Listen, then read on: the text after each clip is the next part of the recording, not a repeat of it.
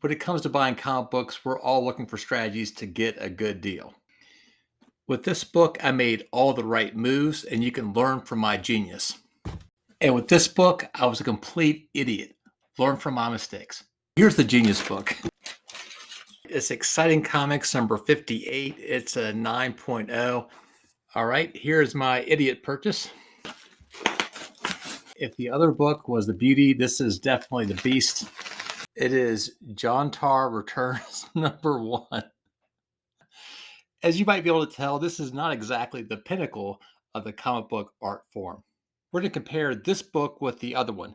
And by the way, I'm not saying anything bad about this book per se, but I'm being critical of how I acted as a buyer. My knowledge of these books is like night and day. I know Exciting 58 like the back of my hand. It came out in late 1947. The main character is Judy of the Jungle, but it's better known for its cover, this airbrush cover by Alex Schomburg. To boot, my specialty is Golden Age comic books, and my subspecialty within that specialty is airbrush covers by Alex Schomburg. I'd be surprised if there's more than a dozen or 24 people in the world that know more about these books than I do.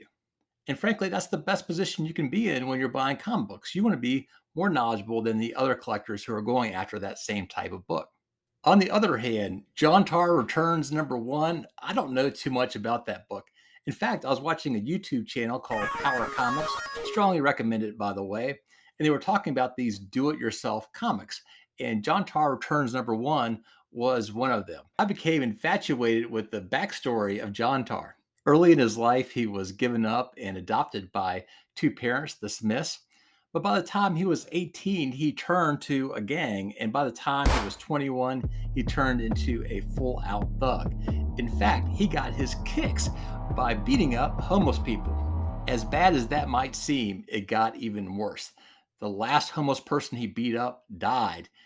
And Jontar found out that this wasn't just a random homeless person. In fact, it was his biological mother. There's one other thing I want you to know about Jontar Returns number 1, and it's the back cover. And especially notice this dude. He's doing something with his hands. He's giving this video a thumbs up. I hope you do too. Rarity is also something that I like to get a sense of, and I go to CGC Census and see how many copies of a particular book are on there. With Exciting 58, I knew that there were about 40 copies, and I knew that the 9.0 was among the highest. In fact, there are only 7 books that are rated higher. I also know that there are a lot of copies of this book that haven't been graded. Books are 6.5 and lower. And that's because in mid-grade, this book goes for, say, $500 or lower. And because of that, many of these books just haven't been slabbed. If I had to give a guess, I'd imagine that there's something like 300 or 400 books of Exciting 58.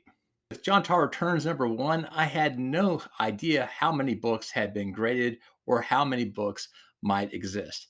I did check the census today, right before this video, to see, and there are 5 books that have been graded. However, that doesn't tell us too much because this book isn't worth much. So I don't know if there are a few hundred copies of this book, 1,000 or 10,000, just don't know. Let's talk about pricing. Exciting 58, I know the pricing well. I've been keeping up with the prices for about 8 years. I've seen many books go up for auction, and I'm pretty good at predicting what price it'll sell for. In fact, in the last year or two, the book has been selling for between $75 and $100 a point, up to about a 6.5. From a 6.5 to an 8.0 typically doubles, and an 8.0 to a 9.0, it typically doubles again. And that's the general pattern for pricing and grades when it comes to Golden Age comic books. With Jontar Returns number 1, you guessed it, didn't know too much about pricing. In fact, I bought the very first copy that I saw from eBay. Did I get these comics at a good price? For Exciting 58, I definitely did. Here's the story. Over the years, I've been trying to get a high-grade copy of this book, a 9.0 or higher. And I've tried about 3 times, and that's all the times that I've had to get a book in high grade. They just don't come up that often. In fact, just a year ago, I put a bid of almost $8,000 on this Exciting 58. This is a 9.8 from the Promise collection. I came in just a little bit short as that book went for 9,000. Several months ago, it popped up on eBay from Tomorrow's Treasures, originally at, I believe, 2,200, which is a little bit high for me. As I said, I was trying to go for $2,000 or lower. Then a couple months after it was originally up there, the price was lower to 2,000. I thought, you know what? I want an even better deal, just a little bit better. A couple months after that, the book is up for 1,800. And so I put an offer of 1,600, hoping he would counter with 1,700 and I would get it.